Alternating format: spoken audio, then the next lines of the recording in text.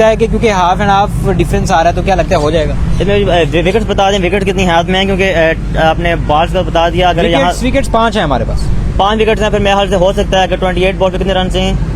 48 achievable है, T20 में achievable है। अगर आप देखें इसी तरह आप रन रेट को अगर देखते जाएं, रिक्वायर्ड रन रेट आपका क्या है, अगर आप 11 टू द रन रेट जा रहे हैं, अपने रिक्वायर्ड रन रेट के मुताबिक जा रहे हैं, तो फिर मेरे ख्याल से इस्लामाबाद यूनाइटेड बिल्कुल ठीक जा रही है।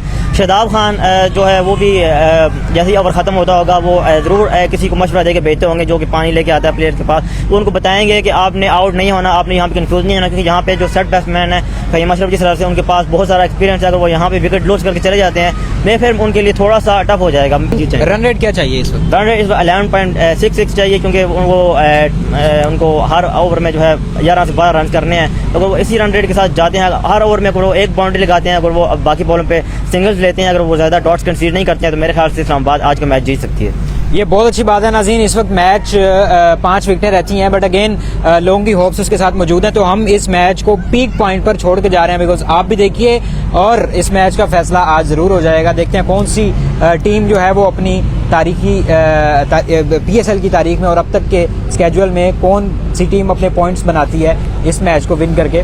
तो अब तक के लाइव सेशन इतने ही, मजीद भी PSL के लाइव हम करते रहेंगे। अपना बहुत सा ख्याल रखिएगा। अल्लाह हाफ़िज़।